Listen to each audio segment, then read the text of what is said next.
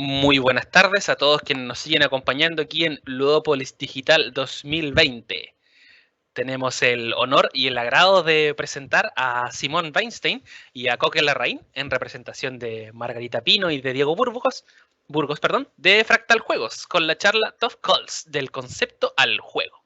Simón y Coque forman parte del equipo de Fractal Juegos, un taller y editorial de juegos de mesa chilenos, especializados en la fabricación de juegos tradicionales y en la edición de juegos.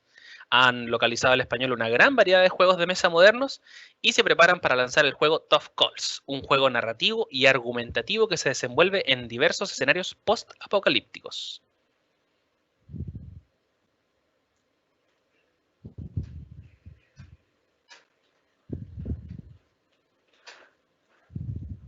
Vamos a dejarles con un pequeño video de presentación.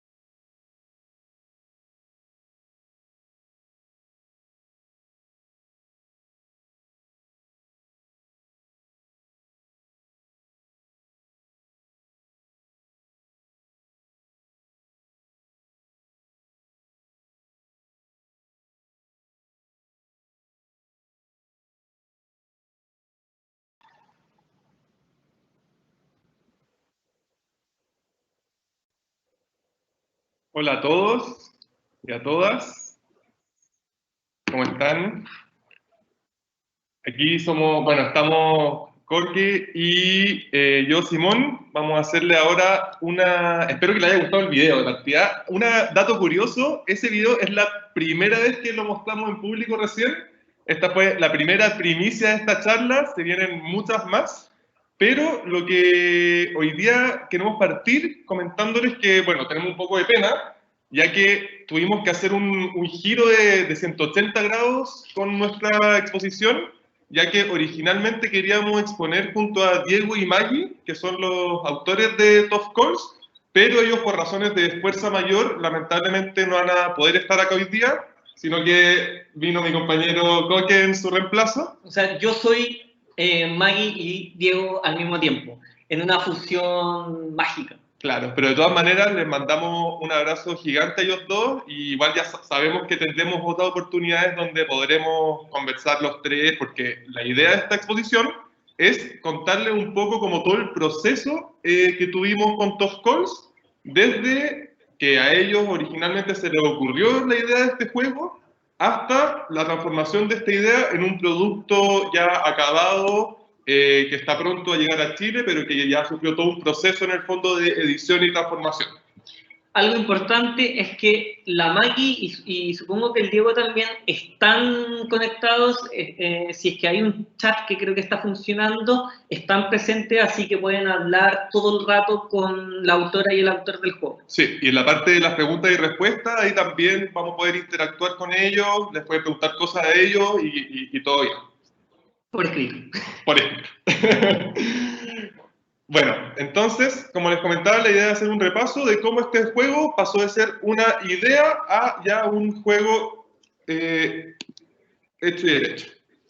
Bueno, la autora y el autor, la autora Margarita Pino, esas son parte de la institución en las que trabaja, al igual que Diego Burgos, que se dedican más que nada al mundo del videojuego, y como vamos a ir contando ahora, bajaron a una exploración de qué es lo que sería la creación de este juego de mesa.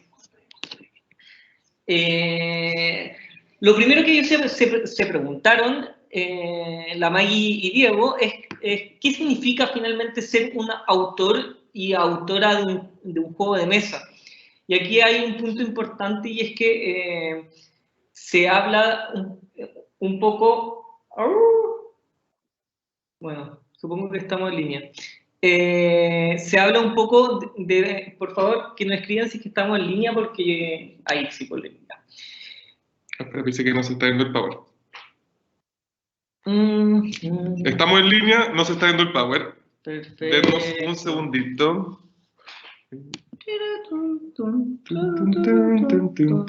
Compartir ahí, compartir. Ya, supongo que ahora se está viendo el power. Espero. El tema, ¿sí? Estamos chequeando. Bueno, mientras tanto, cuento qué significa para la Maggie y para el Diego ser autor, y finalmente hablan un poco de una profesionalización de este rol, donde, claro, este autor o autora parte con unas ideas que transforma de a poco en mecánica hasta poder plasmarlo en un prototipo, ¿ya? Ese prototipo como que es importante siempre poner a prueba en algo que se va a profundizar un poco más adelante, que es el proceso de playtesting, que finalmente es poner a prueba prácticamente con distintos jugadores, jugadoras, el juego. Y ahí hay un punto que les parece súper importante, tanto a Diego como a la Maggie, que tiene que ver con la capacidad de escuchar. ¿Por qué? Porque finalmente las personas que van a probar tu juego van a opinar sobre este bebé con el que tú has estado trabajando y que tanto amas, y es tu hijo y no quieres que toque, y de repente van a opinar cosas y a nadie le gusta que le encuentren los defectos a su guagua. Así que es importante lograr dejar el ego atrás, pero al mismo tiempo tener la capacidad de identificar a qué quién te está hablando en ese momento, cuál es si es tu público objetivo o no, porque obviamente no a todo el mundo le va a gustar tu juego y no todo el mundo va a imaginar el juego de la misma manera. Y eso está bien. Y eso está bien, completamente. Incluso, por ejemplo, habían personas que preguntaban sobre este juego, que es un juego narrativo, donde vamos a ir construyendo historias que decían, ¿y por qué no se parece más al Catán? Y claro, no es hacia donde queremos llevar el juego, entonces también uno tiene que saber filtrar, pero siempre escuchando y preguntando. Y ahí está el proceso de iterar que tiene que ver un poco con esa ida y venida en las pruebas y la reflexión sobre esas pruebas, el cuestionamiento que te lleva a una modificación, qué sé yo, hasta que se llega al producto final. Entonces, ¿qué es lo que pasó? Que el Diego venía del mundo del videojuego y la construcción de mecánicas y como que tiene harta experiencia en eso, mientras que la Maggie representa un poco, a pesar de que tiene mucha cercanía también con los videojuegos, ella también es artista y tiene una visión también de lo que sería el juego, la estética del juego, pero siempre hay que entender que la estética del juego principalmente no es solamente que también está compuesto por mundos. Por ejemplo, la estética tiene que ver también con las narrativas del juego, qué historia está contando, qué sé yo. Entonces, finalmente, al darse cuenta que la Maggie y el Diego, que son pareja y que querían trabajar juntos y se dieron cuenta que tenían estas fortalezas que eran muy complementables, dijeron, diseñemos un juego. Entonces empezaron a lanzar ideas y empezaron a construir un juego que hablaba un poco sobre todo lo que es la conciencia medioambiental y que todo era hermoso y la humanidad era mala y tenían que luchar contra ella y qué sé yo. Pero el problema es que la bajada a tierra era muy difícil. Y ese es un proceso importante que se vive en el diseño porque de repente uno está obsesionado por querer agarrar ciertas cosas y uno no logra saber cómo agarrarlo porque simplemente quizás no funciona por toda la idea, porque quizás uno no maneja mucho el tema, porque quizás uno no tiene cierta claridad, pero lo que empieza a pasar es que uno empieza a buscar en la realidad del cotidiano como que estáis todo el rato buscando tu juego. Entonces es bien curioso porque uno empieza a aprender la tele y empieza a verlo a partir de lo que uno está trabajando. Y todo eso te permite finalmente llegar a esto, como que de repente uno cree que la creación de un juego es un momento eureka, pero es un proceso de mucha rigurosidad. Acá no solamente está el mundo creativo, sino que hay un mundo disciplinar como científico, o sea, el diseño iterativo es una forma de investigación para el diseño bien importante. Y entonces, ¿qué es lo que pasa? Que se investiga en distintos niveles, se va a investigar en cuanto a temáticas de tu juego, en cuanto a mecánicas de tu juego, y qué sé yo. Entonces, ¿qué es lo que pasa? Que construían este mundo que no lograba agarrar forma y empezaron a explorar y empezaron a construir un juego con mucho reglamento, como bien complejo, pero no lograba cerrar, hasta que de repente, desde esta búsqueda, que simplemente mirando la tele, escuchando noticias. Claro, escuchando noticias, empiezan a ver el tema de que Donald Trump estaba ya con los temas de la construcción de muralla. ¿Y qué es lo que pasa? Que acá hay un tema importante y es que si la Maggie y el Diego hubiesen visto un video en cualquier otro momento de ese video, no sirve de nada porque por sí mismo el video no te da la idea, no te da la bajada, sino que tiene que ver con una búsqueda rigurosa donde también tú vas observando el mundo bajo un nuevo filtro. ¿Ya? Entonces, ¿qué es lo que pasa? Que cuando ven a Trump construyendo esta muralla y tomando estas decisiones, como que se dan cuenta, como que como que empieza a haber una observación sobre cuál es la experiencia de estas personas que están tomando decisiones alocadas para liderar el mundo y que están solucionando sus conflictos.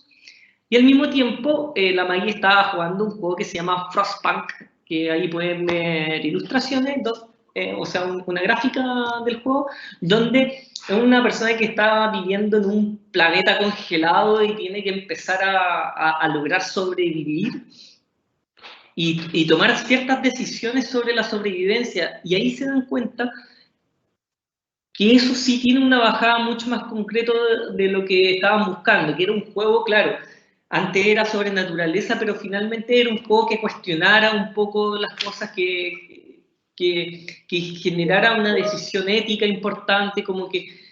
Y de repente llegaron a lo que empezaron a construir, que era juego narrativo de roles, toma de decisiones difíciles. Se dieron cuenta que uno de los temas interesantes para abordar esto eran los mundos posapocalípticos, y se dieron cuenta que algo como para cerrar todo esto era el acto de votar como elemento principal. Entonces ahí se le ocurre el tema de, ok, es difícil tomar decisiones cuando quieres ser como una especie de líder, gobernante, y qué pasa en el mundo posapocalíptico. Y así empieza a encontrar una coherencia que no lograban encontrar antes con el juego anterior, porque solo como que empiezan los engranajes a calzar, ¿cachai? Como, muy bien, tenemos un juego narrativo donde hay que tomar decisiones, entonces finalmente, ¿qué estamos haciendo? Estamos eligiendo nuestro líder. ¿Quién va a ser la persona que se va a hacer cargo de nuestra colonia, que está a punto de la extinción en un mundo fantasioso, cual fuera que sea? Podría ser en un mundo zombie, podría ser en un mundo congelado como el que estaba viendo en el juego, podría ser un mundo al revés, inundado quizá. Entonces, o en una pandemia de coronavirus, que curiosamente finalmente cuaja tanto con la realidad de hoy día este juego. Entonces, ¿qué es Top Calls Dystopia? El juego que se le ocurrió a la Maggie y el Diego. Dice, Top Calls Dystopia es un juego narrativo y argumentativo, porque finalmente en este juego vamos a ir construyendo mundos, pero al mismo tiempo vamos a ir argumentando para ser el mejor líder posible. Yo no solamente tengo que tomar una decisión difícil, sino que tengo que ser capaz de defenderla. Ambientado en una variedad de escenarios posapocalípticos. En cada partida, los jugadores y las jugadoras asumen el rol de una persona dispuesta a liderar una comunidad de sobrevivientes a la catástrofe. ¿Qué es lo que se dieron cuenta finalmente la Maggie y el Diego acá? Y es un poco de lograr un juego que sea simple. La búsqueda de esas mecánicas que logren ser intuitivas y poder explicarlas rápidamente, pero aún así vivir una experiencia completa narrativa. Todo esto lo digo no solo para contarles sobre el juego, que obviamente hay un interés de contarles sobre el juego, sino porque es un proceso que se vive en la construcción de cualquier juego, ¿ya? Y lo que hablaba antes es bien importante, y es que, claro, hay por una cara el proceso creativo, que es súper libre, artístico, tiene que nacer así, pero nunca nace desde la nada, sino que nace de un trabajo súper riguroso, y ahí está la otra patita, que es la patita investigativa. Dentro de los procesos de investigación, o sea, dentro de las metodologías de investigación, hay un tipo de investigación muy poco conocido, que se llama investigación para el diseño. Si es que les interesa, pueden buscarlo así tal cual por Google o por donde sea, se llama investigación para el diseño, que también es conocido para el diseño o el arte. ¿Qué es lo que pasa? Que hacen de forma rigurosa los procesos creativos de construcción de un objeto. Y el resultado es un objeto que cumple con la funcionalidad que se propone en la investigación, o quizás el resultado es descartar el diseño. Yo puedo querer diseñar una silla, y entonces, ¿qué es lo que hace? Primero tengo un concepto, quiero hacer una silla que sirva para personas de tal tamaño, qué sé yo, y que sea súper sofisticado y que parezca nave espacial. Entonces genero un primer prototipo que lo voy a tener que poner a prueba esa silla y ver qué tal funciona, cómo las personas responden, los distintos cuerpos. Quizá era para personas más pequeñas, como yo, no era para personas como el Simón. Entonces, a mí me importa menos la opinión del Simón que opiniones de personas que miden como yo. Y luego, de recoger esas opiniones, que acá hay que tener ojos con los instrumentos de evaluación para recoger, ya sea a través de la observación o a través de la entrevista a la persona o una encuesta. Luego yo voy a generar un análisis de esa información que me permite identificar problemáticas o comprobar si está funcionando o no lo que yo quiero, comentarios libres que se le ocurra a las personas, distintos elementos. Eso tiene rigurosidad científica. Pero luego, ¿qué hago yo con ello? Nuevamente entramos a lo creativo, donde intento resolver creativamente y para generar un nuevo prototipo hasta que finalmente el playtest, la prueba de ese prototipo me diga que logró el objetivo que yo estoy buscando. En el caso de un juego sería, yo quiero crear un juego narrativo que genere una experiencia en tantos minutos, de tal profundidad, ¿cachai? Para tal tipo de público. No siempre quiero hacer a todo el mundo feliz, muchas veces quiero hacer muy feliz a este nicho. Y esos son mis objetivos, y el playtest me va a permitir identificar si lo estoy cumpliendo, si no lo estoy cumpliendo, y qué puedo hacer para cumplirlo. Entonces, el proceso de iteración del juego Tough Calls fue lo siguiente. Al principio se parecía mucho al escrúpulo, y esto es un tema que cuando uno diseña juegos, efectivamente empiezan de repente a aparecer como muchos elementos parecidos a otros. Y eso es obvio, porque la creatividad siempre, lo realmente creativo nunca es la primera opción, suele ser la opción número 300.000ava, y por eso los procesos de creación de juegos suelen demorarse años. O sea, sí, nosotros tenemos juegos en que fueron diseñados en un año y luego editados 2 años. Claro, y sobre eso agregar chiquitito que también es muy difícil ver hoy en día juegos que de alguna manera abran un campo y no se parezcan a nada, ¿cachai? Yo creo que hay algunos pocos que quizás lo han hecho, pero también es verdad lo que dice el Coque, que lo más común es que dentro de los proyectos editoriales hayan referencias de las distintas partes del juego a las cuales uno toma cositas, ¿cachai? Totalmente, pero finalmente, como Dominion o Seven Wonders o Dixit son los primeros juegos y bacán, pero no por eso se van a negar todo el otro mundo de juegos que abrieron, por ejemplo, todos los otros deck building games, todos los otros drafts, los juegos con mecánicas de draft.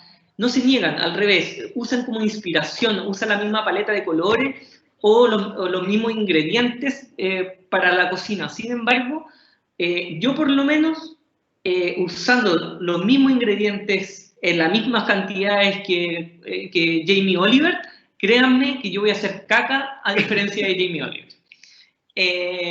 Entonces, ese es el tema, no hay problema con usar mecánica, está hecho para eso, pero uno al principio quizás encuentre muchos rangos similares a otros, y de a poco uno va encontrando la identidad del juego, que es lo que realmente estás buscando. Y eso muchas veces los primeros testeos son testeos internos entre el equipo de diseño o el equipo editorial, o dependiendo de en qué parte del proceso se esté realizando. Mecánica, entonces se encontraron mecánicas de debate y refutar mucho tiempo y enojo, dice. Claro, porque para este juego se empezaron como a encauzar el diseño para empezar a cortar el tiempo, cortar el enojo, guiar un poco este debate que se generaba. Entonces, los autores encontraron generar preguntas para dirigir la experiencia como un método de ordenar todo eso. Entonces, a eso voy, que empezaron a encontrar la identidad del juego poco a poco, que lo diferenciaba y lograba generar la experiencia lúdica que querían generar en las personas. Entonces, finalmente, se dijo, ok, estamos encauzando esto a través de preguntas, y esto nos suena mucho a un debate presidencial, simplemente que estamos en ¿cómo se llama? En una realidad completamente distinta, y que eso hace la experiencia exquisita. Entonces, ¿por qué no lo hacemos con un sistema de votación? Y ahí se empieza a encontrar el juego. Poco a poco se empieza a tomar forma. Ahí, si que se fijan, el juego anterior del momento de la votación ya estaba redondito. Ese es el proceso de diseño del juego. Luego nos presentan a nosotros el juego, y nosotros le damos en conjunto con los autores a cerrar el juego. Se crean los eventos también para mejorar la inmersión, que eso significa que cada escenario también va a tener eventos específicos. O sea, no siempre vamos a estar buscando cómo, no sé, una pregunta como, ¿cómo tú resolverías la recolección de comida para proveerle a la gente comida? Eso es una pregunta que sirve tanto en un escenario de zombies como en un escenario donde hay kaijus, monstruos gigantes que nos atacan. Sin embargo, se crearon preguntas específicas para cada escenario, y así empezar a lograr una experiencia que estaba circular, volverla un poquito más profunda, en este caso en la inmersión, en la experiencia de juego. Bueno, y se empezaron a agregar otros elementos que ahí aparece, que no voy a especificar tanto, porque finalmente no solamente estoy hablando del proceso de Top Call, sino un poco lo que es el proceso de todos los juegos. Y acá lo importante es que en una primera etapa se crea un juego redondito, que en la segunda etapa, que es la de edición, se va a cerrar, se va a terminar el balanceo, se van a terminar ciertas mecánicas que logren cerrar un poquito más, pero el libro ya está escrito. Y por último, recomendaciones. De mi parte, acuérdense que yo me llamo Margarita Pino y de Burgos, no soy Coque de Fractal. Di Maggie. Maggie. Entonces, las recomendaciones dicen que son las siguientes.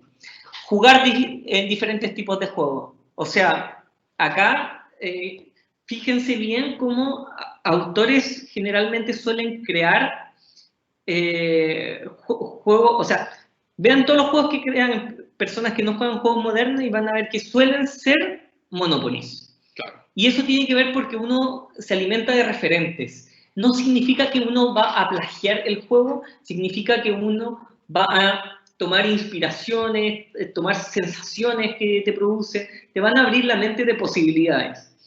Luego, no dar por sentado mecánicas de juego. O sea, los dados no necesariamente son para mecánicas de azar. Castillo de Burgundy, a pesar de que usaba el dado, al poner la toma de decisiones después de lanzar el dado, hace que se vuelva un juego completamente estratégico de cómo yo me adapto a ese azar. O por ejemplo, jugar por turnos. El juego por turno es una mecánica que generalmente muchas personas creen que es algo propio de los juegos, y hay muchos juegos sin turno. Entonces no hay que dar sentado tiene que ser de cierta manera el juego. Exacto. Para que exista. O porque tenga cartas, yo tengo que usar las cartas de cierta manera. No, podemos reinventar las cosas y darle un nuevo sentido. Otro tema es estudiar.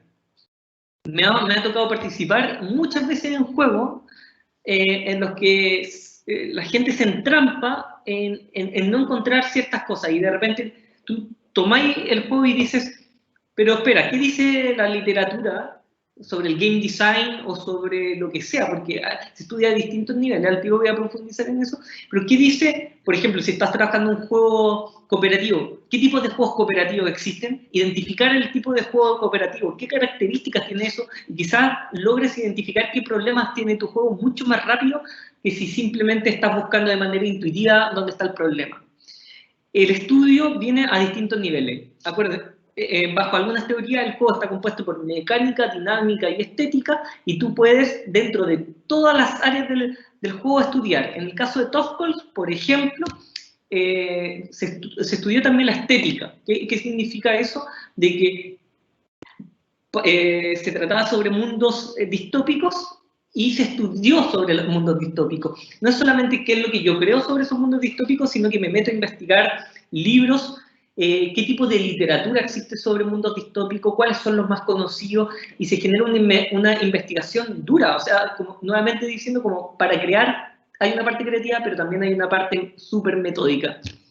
En Chile no se puede vivir solamente de ser autor, por ahora, dice la Maggie y el Diego. Y eso es importante, y es que de repente uno ve un juego que ya aparece en todas las tiendas y todo el cuento, pero ojo, vivir de la industria de los juegos es súper difícil, sobre todo para Chile, pero incluso a nivel internacional es súper difícil.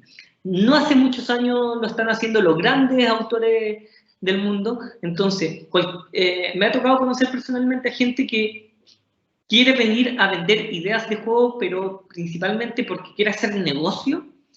Y sí, es un negocio, estamos buscando vivir de esto, pero hasta el día de hoy autores de renombre mundial siguen haciendo juegos para empresas, siguen trabajando en otras cosas, y es porque es algo difícil, no es para hacerse millonario de la noche a la mañana, hay excepciones, pero finalmente es como, cabres, esta no es la panacea para hacerse millonario, sino que vamos a esforzarnos. Claro. Y eso puede parecer contraintuitivo, porque uno ve que está como todo el boom de los juegos de mesa, que están cada vez más presentes en más partes, que salen más juegos, salen más autores, hay más ferias. Uno ve que hay como un movimiento súper fuerte y que además los juegos realmente tienen precios más o menos elevados, pero hay que entender que, como bien dice el Coque, hoy en día vivir de solo ser autor o autora de juegos de mesa es una cuestión que muy pocas personas en el mundo pueden lograr. ¿Cachai? Que es algo que ojalá en el futuro mediano o largo se pueda o sea, como extenderse y que haya como cada vez más opciones de publicar juegos y poder vivir de ellos, pero hoy en día es algo súper difícil. Sí, finalmente se están como los procesos editoriales para ganar lucas extra o qué sé yo. Igual siempre pensando que incluso el proceso editorial es súper acotado, tampoco es la panacea del mundo, es súper esforzado, como que finalmente decir que no es como, ay, voy a ser autor de juegos de mesa y listo, no. Es más parecido esto a lo que sería, voy a ser un músico. Sí, existen músicos exitosos, ahora veamos cuál es el porcentaje. Involucrarse con el medio, y este es un tema importante que habla Diego y la Maggie, o la Maggie y Diego, que dicen finalmente que hay que estar con el medio, ¿vale? No solamente para recibir del medio, sino que también para entregar, y con esto significa todos los medios que abarca lo que yo estoy trabajando. ¿A qué me refiero? A que si es que estamos trabajando un juego distópico de ciencia ficción, vamos a meternos también en las comunidades respectivas. Otro tema es perseverar. Y aquí yo voy a poner un poco de lo mío. Tiene que ver, hay que dejar, pero al mismo tiempo hay que perseverar cuando te cuesta encontrarlo, y a veces incluso guardarlo en un cajón, dejar que descanse y volver. Y por último, playtestear, que ya lo dije mucho rato. Y ahora le doy los 5 minutos que le queda al Simón. No, miren, ahora juntos con el Coque vamos a seguir hablando. Vamos a tratar de ir más o menos rápido para dejar tiempo a las preguntas, que creemos que a los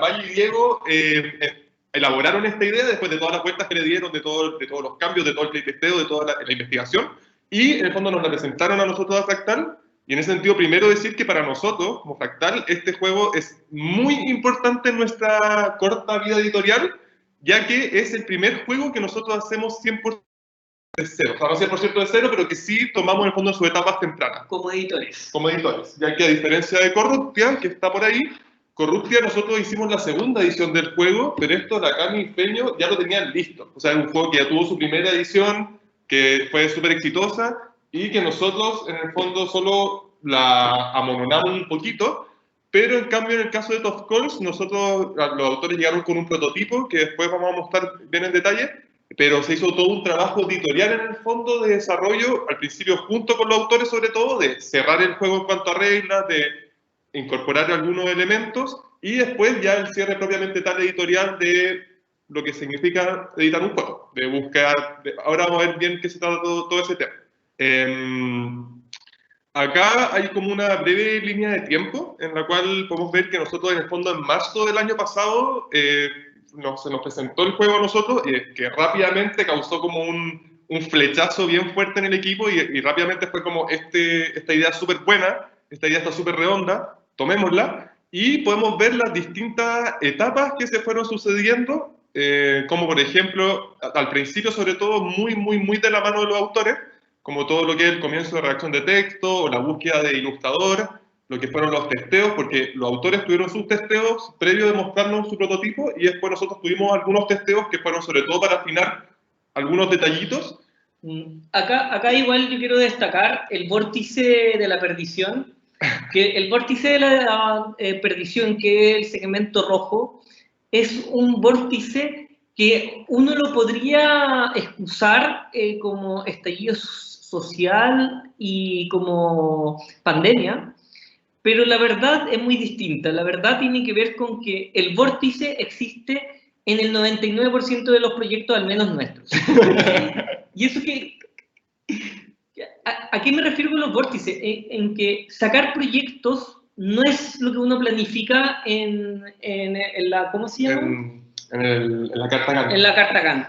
Sacar proyectos viene con muchas cosas que, como se interrelaciona con otros proyectos, se encuentran con momentos anímicos, se encuentran con momentos de país, momentos sociales, se encuentran con momentos financieros que se te bajan las lucas, que se te suben las lucas y que finalmente la vida te va a atrapar a que no funcione como uno espera que funcionen las cosas.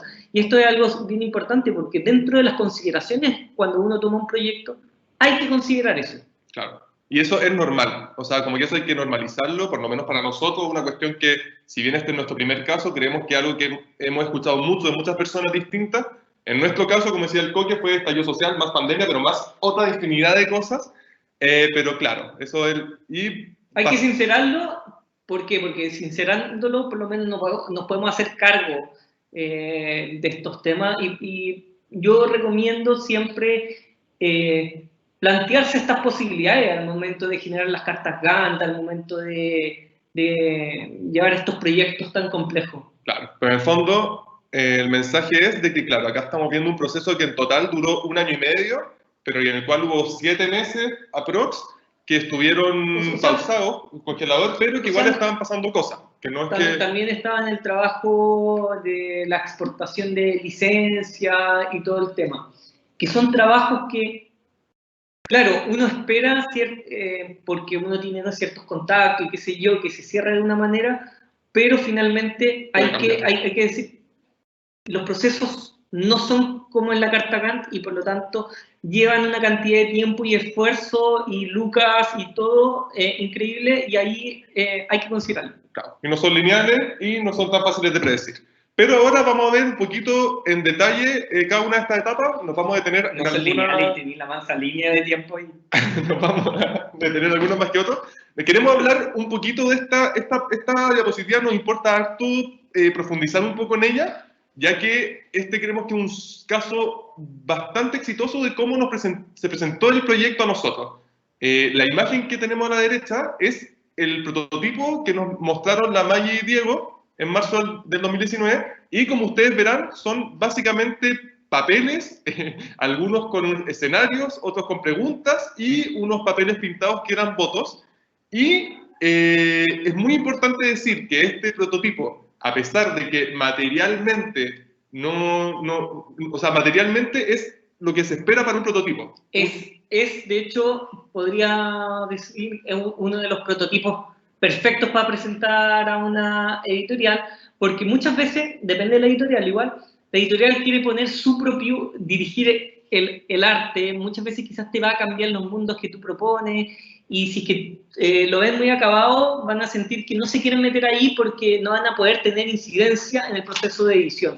Las editoriales queremos intervenir en los productos que nosotros trabajamos. Entonces, ¿cuál es el tema? Los puntos que ustedes van a ver ahí, que no se los voy a relatar tanto por honor al tiempo, son los temas que uno observa al momento de trabajar con un título que te están presentando.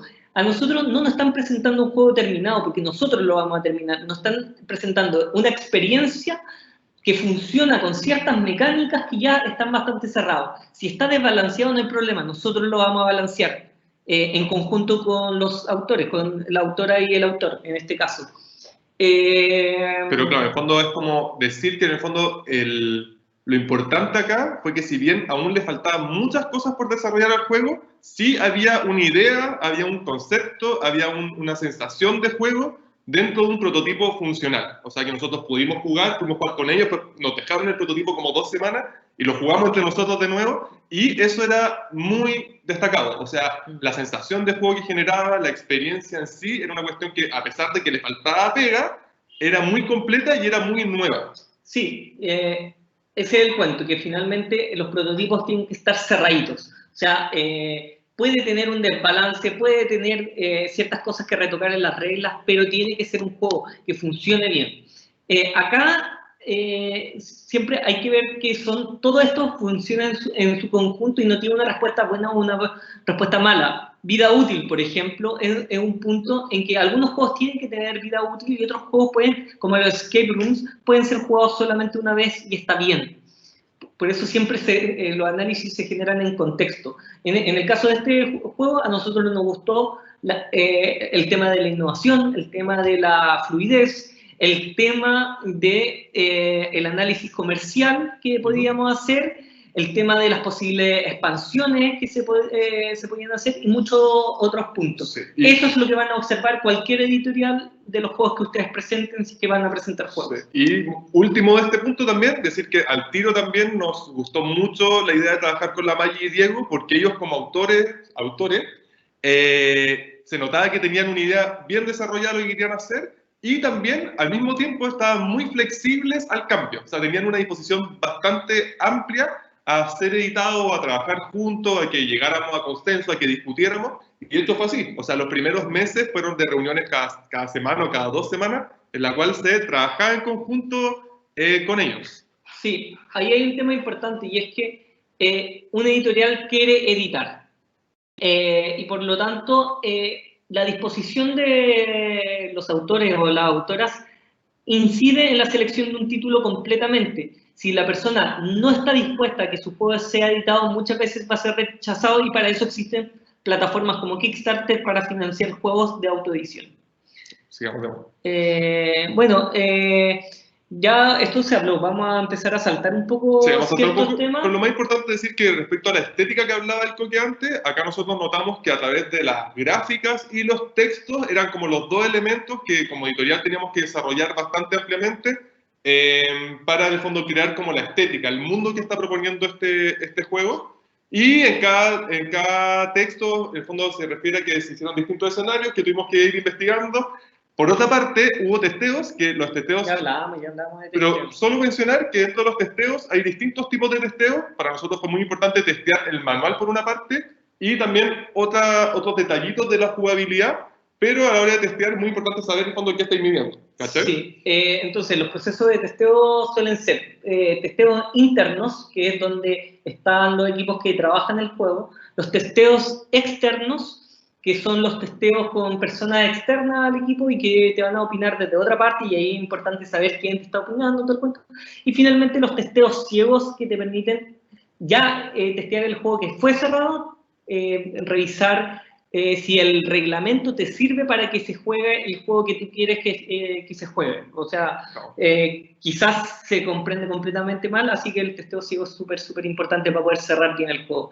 Ojo, el reglamento es súper difícil de construir y por lo tanto siempre se tiene que tener como en mente al diseñar el juego, porque si es que hay una regla que va a ser difícil de ser redactada, mátala. Claro. Y por ejemplo, un dato curioso, no, déjalo más, pásalo más. Pero un dato curioso es que, por ejemplo, la ficha de jugador inicial fue una idea que salió a partir de un testeo, que era algo que nunca habíamos visto y nos lo mencionaron y fue como, tiene mucho sentido, esto clarifica mucho y qué sé yo. Bueno, como les mencionaba antes, junto con los textos, la otra como patita de la ambientación tiene que ver con las ilustraciones. Y ahí hubo un trabajo editorial que tiene que ver con el fondo, con el imaginarse hacia dónde guiar el arte en este caso, asumiendo que nosotros no somos artistas y que tampoco tenemos que hacerlo todo. Entonces fue todo un trabajo de búsqueda de cuál era como en el fondo los mundos que queríamos transmitir con las ilustraciones de este juego y la búsqueda de un artista que fuera lo más acorde en el fondo a lo que nosotros estamos deseando y además el seguimiento después del trabajo con este artista. Claro, acá hay algo importante y que dentro de los equipos puede haber uno o varios directores o directoras de edición. ¿Qué hace ese rol? Ese rol es una persona o un equipo que tiene una visión del juego que tiene que hacer que las distintas áreas de los juegos se dirijan a ese punto. En este caso, nosotros teníamos que guiar la ilustración, pero antes teníamos que construir los textos hacia ese punto. ¿Qué es lo que pasa? Que si yo hago los textos cómicos o hago las ilustraciones súper serias, se puede generar un relato ambiguo que no calce bien. Quizás yo quiero hacer eso, no sé, pero es importante que todo se dirija hacia un mismo punto y ese punto esté visualizado claramente por este director o directora que tiene que transmitirle esa sensación de juego que se está tratando de transmitir al artista, al equipo de redacción, al de las mecánicas, todo tiene que dirigirse hacia ese mismo lugar. Claro. Y lo último sobre este punto es que ArtStation, por si no lo conocen, es una plataforma donde distintos artistas muestran sus portafolios y es muy útil. O sea, les recomendamos mucho si están en un proceso de edición trabajar con esta plataforma, ya que ahí se pueden encontrar estilos muy distintos y a través de internet, o sea, de hecho nosotros, el artista de este juego es ruso, y tuvimos toda una historia ahí de ponernos de acuerdo, porque él no hablaba muy bien inglés, nosotros tampoco hablábamos tan bien inglés, entonces fue una locura, pero él apareció gracias a ArtStation y funcionó súper bien. Claro, que Dimitri, que había trabajado para la película Ghost in the Shell, y ahí están un poco los resultados del trabajo que nos hizo. Que él desarrolló, exacto. Y esto ya tiene que ver con la etapa más final del proceso de traer esta idea a un juego ya hecho, que tiene que ver con ya la coordinación con la imprenta, que en el fondo nosotros, bueno, este juego se fabricó en China, en una imprenta especializada, y la coordinación con ellos se hace mediante distintas pruebas, en la cual ellos te van mandando en el fondo avances y uno va trabajando sobre lo que se va probando. Concretamente, ellos muchas veces te mandan, bueno, la muestra de color, perdón, la prueba de color, que son unas gráficas donde uno puede ver en el fondo cómo están quedando los colores definitivos del juego. Por otra parte, también está la prueba blanca, que es la primera foto que se puede ver acá, que es para ver los componentes, el grosor del cartón, si están bien los insertos, si calzan bien todas las cosas. De hecho, acá nosotros, por ejemplo, acá notamos que el reloj de arena no era del color que queríamos. Y después te mandan, una vez que uno ya prueba esas dos pruebas, te mandan la suma de estas dos, que sería como la prueba ensamblada, donde uno puede ver la prueba ya lista. Y ahora, antes de terminar, les tenemos una sorpresa, a ver si Daniel está atento ahí, que antes de que abramos las preguntas, queremos mostrarles un pequeño video sorpresa, que esta es la primera vez que se ve en el mundo.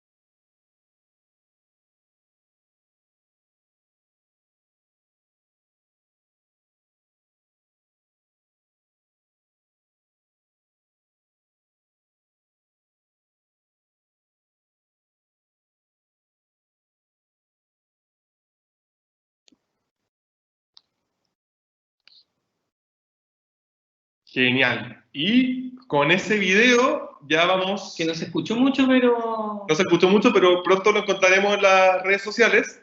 Y con eso ya vamos cerrando nuestra presentación. Ahora en los 7 minutos que nos quedan, estamos felices ojalá haya muchas preguntas y podamos responder. Ojalá podamos responder una o cuatro. O que la autora haya estado ahí escribiendo la respuesta. Sí, de hecho tenemos hartas preguntas de parte de la audiencia. Hay mucho interés en este nuevo lanzamiento, así que desde ya agradecer a todos por su interés. Lamentablemente, como bien ustedes dicen, el tiempo no nos acompaña mucho para poder responderlas todas, pero siempre están todos invitados a seguir en las redes sociales a Fractal Juegos y estar atentos ahí a las novedades. Vamos a responder algunas preguntas, o pedir por favor que respondan algunas preguntas, como por ejemplo Mati pregunta, ¿cuándo está lista la edición del juego? ¿Tienen un mecanismo que pueda medir esto? Buena pregunta. ¿Está lista la edición del juego? O sea, depende. La edición de mecánica... Yo creo que se refiere a eso.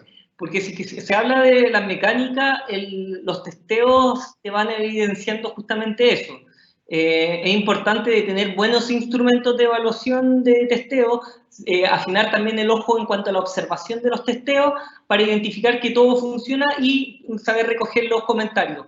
Cuando tú tienes que tener un objetivo de juego. Cuando se cumple ese objetivo es cuando terminó el... Sí, pero también yo diría que hay una cosa de un salto de fe. O sea, uno podría quedarse pegado editando un juego décadas. Sí. Siempre podría estar pensando como esta regla la podría perfeccionar y este detallito. Entonces, en algún momento que no tenga una respuesta de cuándo es, uno en un momento tiene que cerrar y dar el salto de fe y decir como ya, esto es, hasta acá está. Y por último, si uno va acumulando cosas que quiere mejorar, después y el juego le da bien, uno puede sacar una segunda edición y hacer unos pequeños cambios. Pero yo creo que no es tan fácil decir cuándo, es una súper buena pregunta, creo que no es tan fácil decir cuándo un juego ya está 100% listo. Estoy de acuerdo con lo que dice Simón. De hecho, a propósito de lo mismo, José Sandoval nos pregunta, si algún edit del editorial no le gusta o no concuerda con lo que buscaba el autor, ¿qué sucede en ese caso? ¿Buscan un punto medio o la editorial rechaza el proyecto?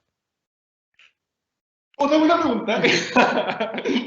No, mira, para nosotros la muestra del prototipo, la instancia en el fondo en que te muestran el juego es una instancia ultra clave en que uno también puede identificar más allá de si te gusta o no el proyecto, también si hay química o no con los autores. Y eso hay que decirlo porque yo creo que tampoco uno tiene la obligación de llevarse bien con todo el mundo, pensando desde la barrera, o sea, desde el lado de los autores, como también desde el lado de los editores. O sea, nosotros por lo menos generalmente en las primeras reuniones, que es antes de cerrar, el trato se le da una visión de cómo es el juego para nosotros. Que el autor o la autora tiene que reafirmar y decir, sí, me parece que lleven para allá mi juego o no, porque de repente hay ciertas disposiciones irreconciliables donde no te conviene trabajar ese juego si es que no es lo que ni una de las dos partes quieren. Claro, pero sí,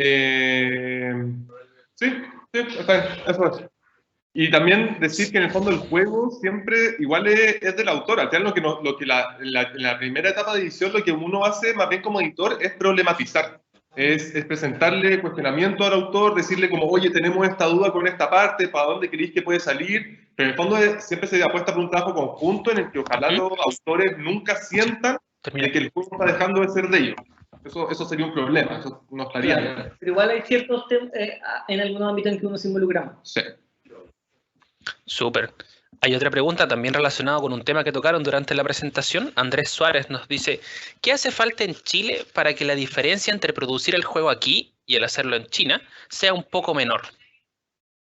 Pucha, principalmente tiene que ver con una cosa de volumen y de industria. En que en China hoy en día existen muchas, no una, sino que muchas fábricas que son imprentas especializadas en juegos de mesa y que son gigantes, que crean miles de unidades cada día y que han logrado en el fondo que las distintas editoriales de las distintas partes del mundo hagan sus juegos allá, lo que permite que se pueda reducir igual en los costes y además te aseguren que van a tener una calidad de primer nivel. El único pero con eso es que en China, las imprentas chinas te piden generalmente un mínimo de 1.000 o 2.000 unidades de producción. Entonces, si bien la unidad producida puede ser más barata, cuando uno multiplica por esas cantidades, obviamente no es No es como llegar y voy a hacer un juego así como pedir una pizza, ¿cachai? Sí, el tema del trabajar acá es bien complejo porque de momento no existe la industria, o sea, existen ciertas máquinas que sí se hacen ciertos trabajos similares, pero el problema es que parte de lo que se ha estado tratando de combatir, de que el juego chileno se considere de más baja calidad, muchas veces tenía que ver con también la facturación del juego y que no se logra muy bien acá todavía porque generalmente se imprimen ciertas cosas en imprentas de libro, no, allá estamos trabajando en imprentas de juegos de mesa. ¿Y por qué? Porque tienen finalmente los clientes también necesarios. ¿Se podrá acá en algún momento hacer? Puede ser que sí, pero ojo que Alemania tiene, pero no muchos países tienen. Como que no es algo común para incluso países que imprimen mucho. Oye, y sobre eso, si a alguien le interesa ese tema en particular, de la producción de los juegos de mesa, les recomiendo un video de YouTube sobre Ludofact, que es una imprenta alemana que hicieron un video muy entretenido que dura 10 minutos o por ahí, en el cual van viendo las distintas partes en la cadena de producción de un juego de mesa. Y te muestran unas máquinas increíbles, es muy entretenido porque uno ve desde adentro toda la pega que hay detrás dentro del ensamblaje de un juego. Y en verdad bacán. O sea, uno como que le abre la cabeza en el fondo al entender como todas las máquinas que tiene que tener, toda la gente que está detrás. Hay una pieza, por ejemplo, que tiene llena de tinturas y muestras de color para hacer las distintas combinaciones de colores. Entonces está muy recomendado eso. Pero esa sería nuestra respuesta. Súper. Agradecer una vez más a Coque y a Simón. La verdad es que está la sección de comentarios llena de felicitaciones, preguntas, mucho tema para seguir conversando de esto, pero la verdad, lamentablemente, tenemos que dar por finalizada esta presentación y obviamente dejarles a todos invitados a seguir presentes en Ludópolis. Por favor, todos los anuncios que quieras. Dos cositas de parte mía. Primero, agradecimiento por la invitación. Está bacán este evento. Estas son las cosas que están haciendo que nuestra industria crezca tanto creativamente como de personas que les guste jugar y en todos esos ámbitos. Y también un saludo para la Maggie y el Diego, que son bacanes, seres humanos hermosos y les queremos. Sí, yo me sumo a las palabras de Coque. Muchas gracias por la invitación. Estuvo muy entretenido. Y por último decir que Top Calls llegará a principios de noviembre. Llega alrededor de un mes y medio más este juego a las tiendas acá en Chile. Estamos muy emocionados por todo lo que les hemos estado contando, pero igual si quieren conversarlo con sus amigos, contarle a sus amigos jugones que se viene este juego, a nosotros nos sirve muchísimo. Sí, algo que nos ha hecho muy feliz es recibir comentarios de jugadores de rol que dicen: al fin veo un buen mix entre juego de mesa y juego de rol que logra darte la experiencia de un juego de rol sin leerte un manual enorme y sin tirar dados. Entonces, estamos muy contentos de tener ese feedback de un público que igual sabe lo que quiere. Entonces, es complejo llegar a eso. Exactamente. Eso. Y muchas gracias también a los autores. Sabemos que no pudieron estar presentes hoy día por temas netamente preventivos, pero están ahí presentes en espíritu y también en algunos comentarios ahí los estemos viendo. Así que, Coque, Simón, muchas gracias nuevamente por unirse a este maravilloso evento. A todos quienes están viendo la transmisión, les dejamos también cordialmente invitados a seguir en la transmisión. Tenemos toda la tarde llena de actividades, mañana también todo el día. Ahora viene la charla también de Thibaut Conté, que va a estar en inglés, así que saquen su bilingüidad para poder presenciarla. Así que muchas gracias a todos. Gracias a ti. Nos vemos en una próxima oportunidad. Gracias a ti, gracias a Juan, gracias a todo el equipo que estuvo detrás de Ludópolis. Encantadísimos de tenerlos por aquí. Que estén muy bien.